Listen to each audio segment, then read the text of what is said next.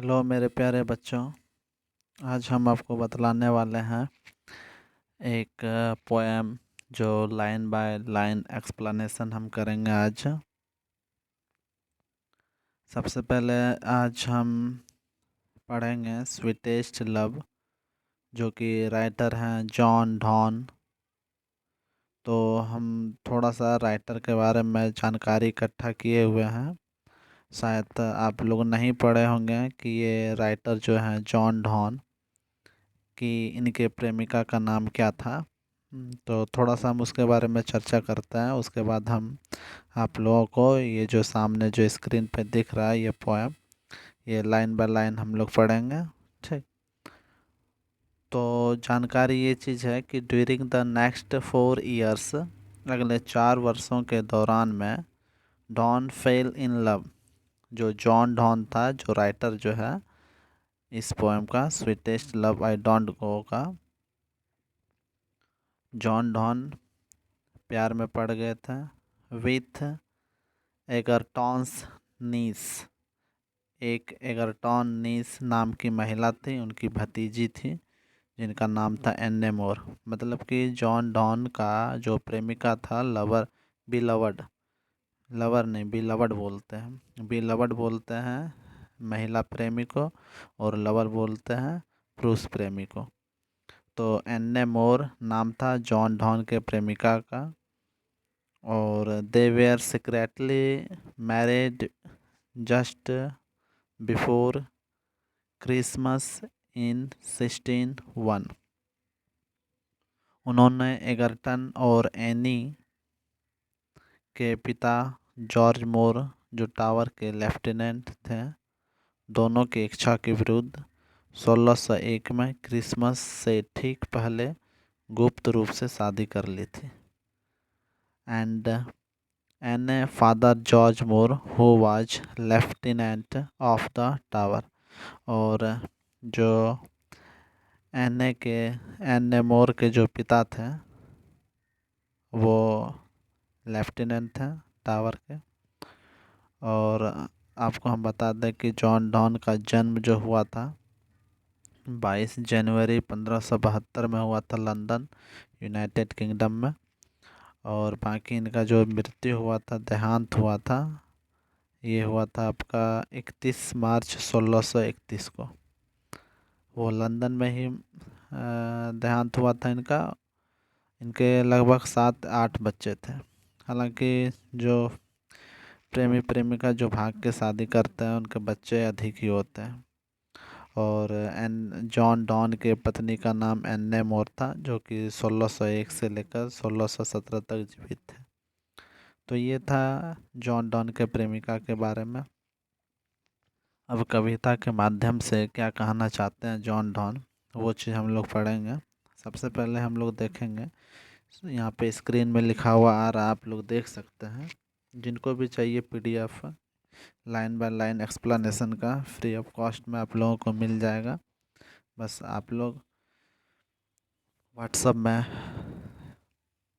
Comment कर देना है, आप लोगों को मिल जाएगा। Sweetest love I don't go, ये John Donne, Bihar board 12th 100 marks English का है, जो कि मेरे द्वारा ये लिखा गया है, पीडीएफ बनाया गया है आप लोगों के मदद के लिए। सबसे पहले हम देखते हैं, पहला नंबर हम लोग देखेंगे, John Donne is known as a metaphysical poet. नीचे हिंदी भी लिख दिए हैं आप लोगों की सुविधा के लिए। जॉन डॉन को एक आध्यात्मिक कवि के रूप में माना जाता है। दूसरा नंबर पढ़ेंगे, metaphysical word is a combination of two word. कहता है कि मेटाफिजिकल जो वर्ड है, जो शब्द है, वो दो शब्द से मिलकर बना हुआ है। पहला है मेटा और दूसरा है फिजिकल। ठीक। तो Meta means beyond and physical means the physical world. तो यहाँ पर लिखा हुआ मेटा का अर्थ है परे, और भौतिक का अर्थ है भौतिक संसार। Means beyond the physical world means spiritual poem, अर्थात भौतिक संसार से जो परे हैं उनको हम लोग मेटाफिजिकल आध्यात्मिक कविता कहते हैं। मेटाफिजिकल पोएम है ये। दूसरा नंबर पे है, सॉरी तीसरा number, John Donne was born in London into a Catholic family when whole England was anti-Catholic। देखिए कितना प्यारा सा सेंटेंस लिखा हुआ है। जॉन डॉन का जन्म लंदन में एक कैथोलिक परिवार में हुआ था। परिवार जब पूरा इंग्लैंड कैथोलिक विरोधी था। कहने का मतलब कि जॉन डॉन जब इंग्लैंड में थे तो इंग्लैंड के पूरे आदमी कैथोलिक के विरोधी थे, मतलब कैथोलिक के परिवार को देखना नहीं चाहते थे। इसका मतलब ये हुआ, तभी इनका जन्म हुआ था, तभी इनका लालन पालन हुआ था। चौथा नंबर है, John Donne was forced to leave Oxford University without a degree because of religion। John Donne को दबाव दिया गया, टू लीव छोड़ने के लिए, क्या चीज़ छोड़ने के लिए, ऑक्सफोर्ड यूनिवर्सिटी। ऑक्सफोर्ड यूनिवर्सिटी को छोड़ने के लिए जॉन डॉन को दबाव दिया गया कि आप इस यूनिवर्सिटी को छोड़ दें, आपको डिग्री भी नहीं दिया जाएगा। कारण ये था कि आपका जो धर्म है वो कैथोलिक है, इसीलिए हम आपको ना तो डिग्री देंगे और ना ही हम आपको अपने यूनिवर्सिटी में पढ़ने देंगे। देखिएगा हम जो लाइन बाय लाइन एक्सप्लेनेशन जो किए हुए हैं वो बहुत ही अच्छा है। आप लोग इसको एक बार पढ़िएगा, समझिएगा, बहुत ही सुंदर लगेगा। हम आपको इतना भरोसा दिलाते हैं कि आप लोग हिंदी से इंग्लिश और इंग्लिश से हिंदी करने में बहुत ही आसानी होगी अगर जब मेरे बताए गए रास्ते पे चलेंगे। पांचवा लाइन देखते हैं। John Donne is well known for his songs and sonnets, satires, the elegies and sermons। John Donne अपने गीतों और सोनेट्स, व्यंग, शोक गीतों और उपदेशों के लिए जाने जाते हैं। ठीक, तो ये था जॉन डॉन के बारे में पांच कुछ पॉइंट, और शुरुआत में भी हम आपको बतलाए थे कि इनके बिलवड का नाम क्या था, एन मोर था। ये दोनों भाग के शादी किए हुए थे। अब हम लोग आगे बढ़ते हैं कविता की ओर। बहुत ही अच्छा कविता है, लिखा हुआ है। जॉन डॉन अपने महबूबा को समझाते हुए कहते हैं, मतलब अपनी जो प्रेमिका है उनको समझाते हुए बोलते हैं। क्या बोलते हैं, इंग्लिश में लिखा हुआ है। ये कुछ वैसा वर्ड होता है जो कि आप लोगों को लगेगा कि क्या है, समझ में नहीं आ रहा, कभी पढ़े नहीं है, तो घबराना नहीं है, क्योंकि ये सब लैटिन वर्ड है। लैटिन वर्ड अब हम लोगों के बीच हम लोग नहीं पढ़ते हैं। पहले लैटिन वर्ड पढ़ा जाता था, लेकिन अब हम लोग सिर्फ पुराने किताबों में है लैटिन वर्ड। कोई बात नहीं, हम पढ़ते हैं कविता line by line. Sweetest love I don't go for weariness of thee, nor in the hope the world can show a fitter love for me।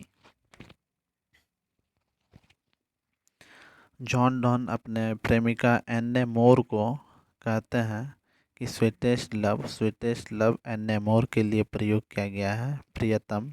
Sweetest love का मतलब होता है प्रियतम, मेरे प्यारे प्यार, मेरे मीठा प्यार, जो भी आप बोल सकते हो। आई डोंट गो फॉर वेरीनेस, इसलिए मैं नहीं जा रहा हूँ कि मैं तुमसे थक गया हूँ या उब गया हूँ। वेरीनेस का मतलब होता है थक जाना या तो उब जाना। स्वीटेस्ट लव, मेरे प्रियतम, मेरे डार्लिंग, मैं इसलिए नहीं जा रहा हूँ कि मैं तुमसे थक गया हूँ या तुमसे उब गया हूँ। नॉर इन द होप, और ना ही कोई आशा के साथ मैं जा रहा हूँ, the world can show A fitter love for me, कि मुझे एक तुमसे अच्छा प्यार मिल जाएगा, इसलिए मैं यहाँ से छोड़कर नहीं जा रहा हूँ। मैं इस उम्मीद से नहीं जा रहा हूँ कि तुमसे और भी ज़्यादा प्यार करने वाला हमको मिल जाएगा। आगे देखिए। Must die at last this best to use my self in jest thus by friend death. हालांकि मुझे मरना ही है तो बेहतर होगा मैं खुद मृत्यु को महसूस कर लूं। ये अपने प्रेमिका को एनेमोर को समझाते हुए कहता है कि एक न एक दिन तो हमको मरना ही है, इसलिए क्यों ना हम खुद मौत को गले लगा लें, खुद मौत को महसूस कर लें। Yesternight the sun where went hence. एक बार फिर से पढ़ते हैं। Yesternight the sun went hence. कल सूरज चला गया था।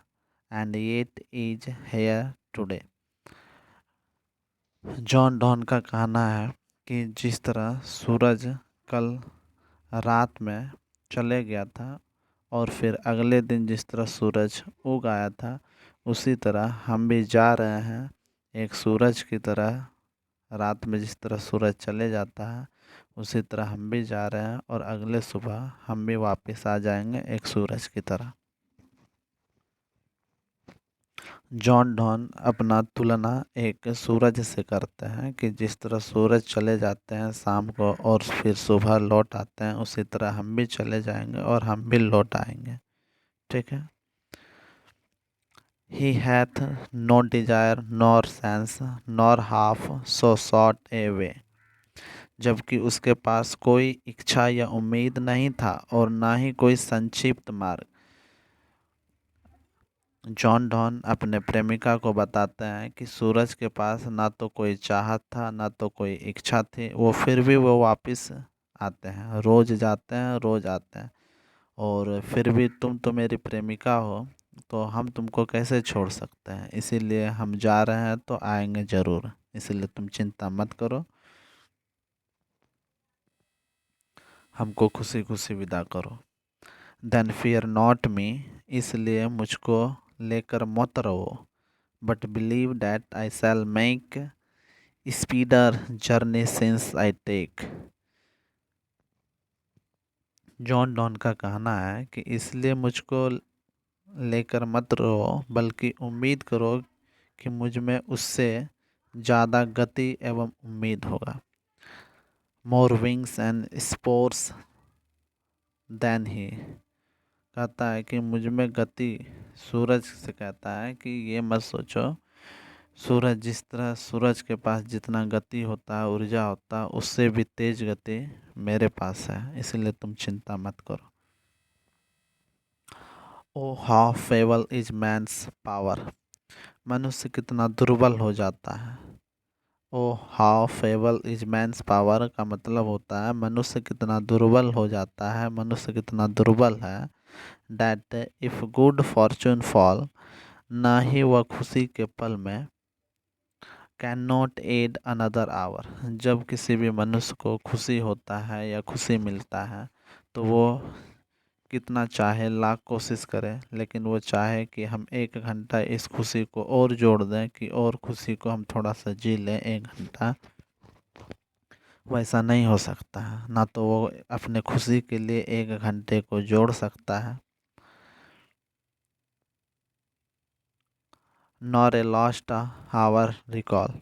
और ना ही खोए हुए पल की वापस ला सकता है। ना तो हम अपने खुशी के लिए 1 घंटे को जोड़ सकते हैं और ना ही हम अपना जो पल जो खो दिए हैं, किसी के साथ बिताए हुए हैं वो पल, ना ही हम उसको दोबारा वापस 1 घंटे के लिए ला सकते हैं। बहुत ही अच्छा कविता है, लेकिन ये बहुत ही छोटा कविता है। ये कविता और भी लंबा है, थोड़ा सा शॉर्ट कविता है जो कि कुछ छांट के काट के हम लोगों के बीच दिया हुआ है। और अधिकतर जो एक लवर और बिलवर्ड वाला जो पोएम होता है, बहुत ही अच्छा लगता है ये कहानी, ये कविता को पढ़कर। ये कविता को जब हम लोग एंड कर देंगे तो उसके बाद हम आपके लिए एक समरी भी लाएंगे जो कि बहुत ही अच्छा होगा, जो कि आप लोग ऐसा नहीं बोल सकते हो कि हम नहीं समझ सकते। एक बार पढ़ लोगे तो बहुत ही आसानी तरीके से समझ में आ जाएगा, इसलिए घबराना नहीं है। आगे देखते हैं क्या लिखा हुआ। But come bad chance and we join to it our strength and we teach it art and length itself or us to advance. लेकिन जब बदकिस्मती आती है, लिखा हुआ ना, but come bad chance, but come bad chance का मतलब होता है लेकिन जब बदकिस्मती आती है, and we join to it our, तो हम उसे मायूसी की ताकत देकर उसकी ताकत बढ़ाते हैं। And we teach it our art and length, हम बस बदकिस्मती को डटे रहना सिखाते हैं। इट सेल्फी और अस टू एडवांस, और इस तरह यह कुशल सलाह हो जाता है। सही बात है, जब भी कभी किसी को कोई परेशानी आवे तो उससे डट के सामना करना चाहिए, ना कि उससे पीछे हट जाना चाहिए।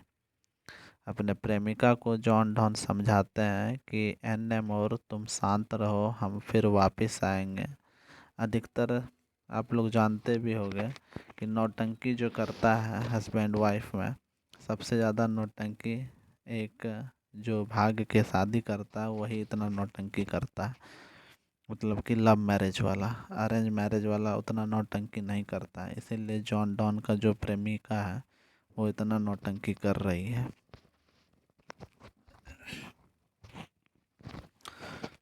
तो अगला पैराग्राफ हम पढ़ते हैं। When thou sigh'st thou sigh'st not wind but sigh'st my soul away, जब तुम सिसकती हो तो मुंह से हवा तक नहीं निकलती है, लेकिन तुम्हारी सिसकियां मेरी रूह निकाल देती है।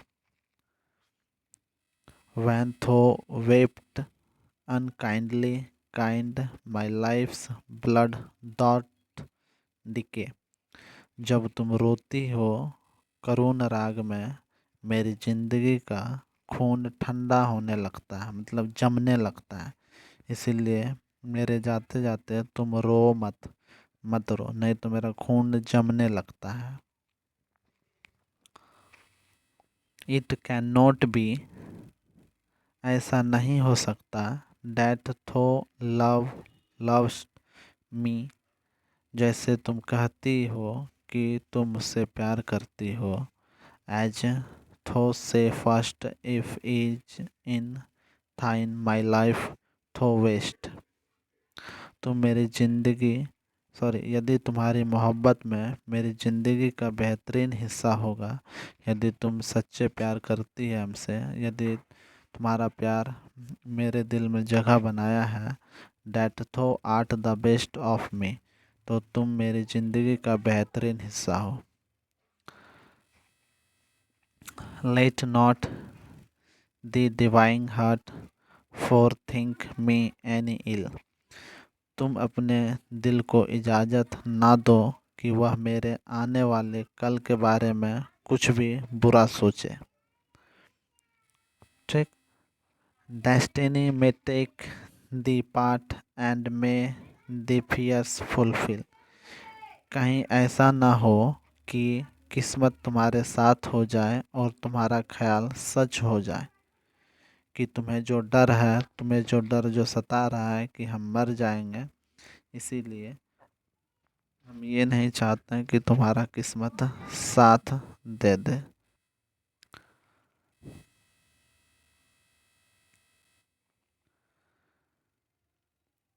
Destiny may take the part and may the fears fulfil, हम ये नहीं चाहते हैं कि तुम्हारा जो किस्मत है, तुम जो सोच रहे हो वो तुम्हारा साथ दे दे और हम मर जाए या मेरे साथ कुछ गलत हो जाए। But think that we are but turned aside to sleep, they who one another keep alive, and are nor parted be, बल्कि ये सोचो कि हम करवट लेकर सोए हैं।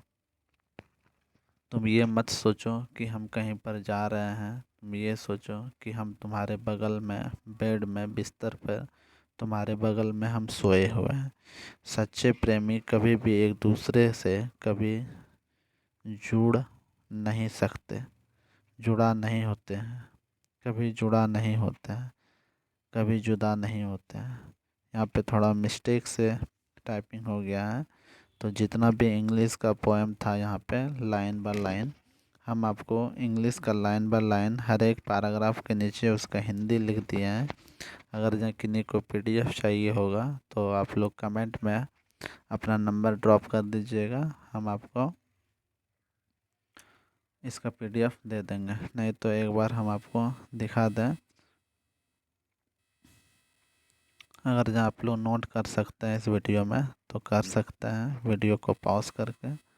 नहीं तो अगर जहाँ आप चाहें कि हम पीडीएफ लेना चाहते हैं तो फ्री ऑफ कॉस्ट हम आपको प्रोवाइड करेंगे। बस कमेंट बॉक्स में आप लोग अपना नंबर ड्रॉप कर दीजिएगा।